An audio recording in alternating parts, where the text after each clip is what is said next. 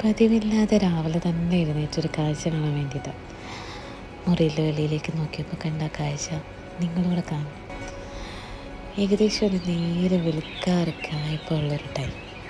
ദൂരെ മലയിൽ മിന്നാമിന്നികളെ പോലെ കാണാൻ പറ്റുന്ന കുറേ ബിൽഡിങ്ങിൻ്റെ വെളിച്ചവും, പിന്നെന്താ ആകാശത്ത് സൂര്യൻ ഇങ്ങനെ വരുന്ന കാഴ്ചകളും, തണുത്തൊരു കാറ്റും കിളിയുടെ സൗണ്ടും ഒക്കെ അത് വേറെ തന്നെ ഒരു വൈബായിരുന്നു. അപ്പം ഞാൻ ഓർത്തു എന്നാൽ പിന്നെ കുറച്ച് നേരം ഒന്ന് നടന്ന് നോക്കാം. ആ തണുപ്പിലൊന്ന് കുറച്ച് നേരം നടക്കാമെന്ന് വിചാരിച്ച് ഇങ്ങനെ പോയത്. ചെന്നപ്പം കുറേയൊക്കെ ഇരുട്ടായിരുന്നു, എന്നാലും വെളുക്കാറായതിൻ്റെ ഒരു ചെറിയ വെട്ടമുണ്ട്. ഞാനിങ്ങനെ നടന്ന് ചെന്ന് ക്ലിയറായിട്ടൊന്നും അങ്ങനെ കാണാൻ പറ്റുന്നില്ലായിരുന്നു.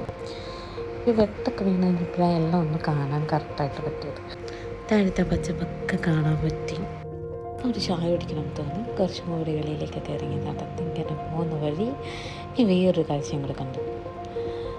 നല്ല സൂര്യൻ്റെ വെളിച്ചത്തിൽ മിന്നി നിൽക്കുന്ന കുറേ മലകളും കാറ്റും, പിന്നെ നല്ലൊരു വയലറ്റ് കളർ പോകുന്നുണ്ട്. എനിക്കപ്പോൾ അവൻ്റെ പേരൊന്നും അറിയില്ല, പക്ഷെ ഭയങ്കര ഭംഗിയായിരുന്നു. നമ്മൾ കുറച്ച് മുകളിലേക്ക് നടക്കുമ്പോഴത്തേക്കും താഴ്വാരം കാണാൻ പറ്റും. അവിടെ നല്ല അരുവിയുടെ സൗണ്ടും കാറ്റും ഒക്കെ ഉണ്ടാവും. പിന്നെ കുറച്ച് നേരം ആ കാഴ്ചയൊക്കെ കണ്ട് ഞാൻ അവിടെ തന്നെ കുറേ നേരം ഇരുന്നു.